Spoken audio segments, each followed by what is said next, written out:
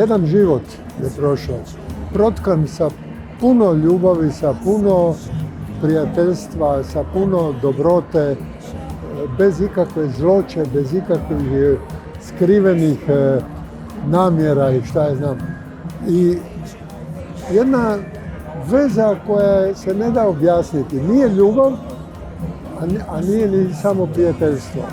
Bilo je velike dileme u početku da li ćemo uopće obilježavati taj jubilej. Međutim, pokazala se potreba da zaista i mnogi ljudi i prijatelji grupe koji prate od početka i stari i mladi su rekli morate to napraviti, bilo bi to lijepo. I zaista mi smo ih poslušali.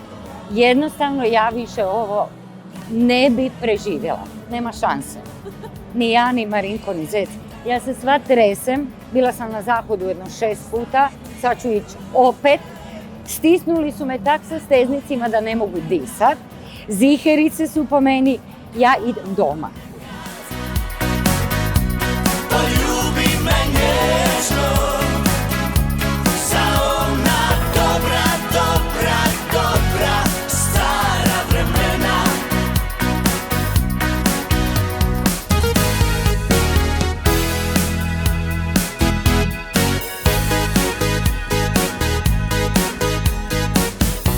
Stvarno sam htio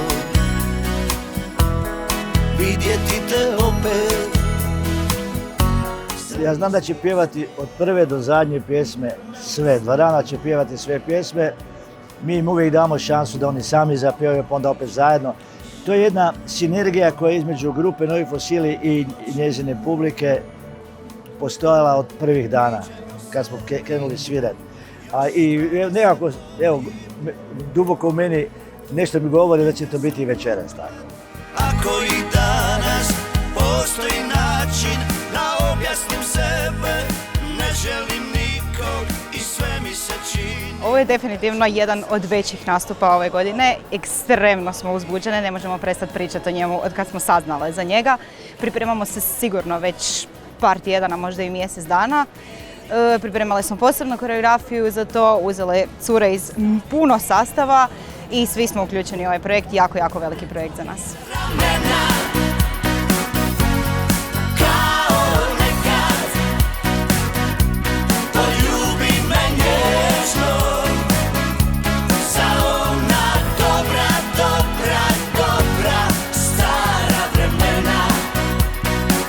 Sa glazbom sve je ostvareno, a neostvareno nauči talijanski, španjolski, portugalski, zeca ošišat na čelavo i još puno putovanja.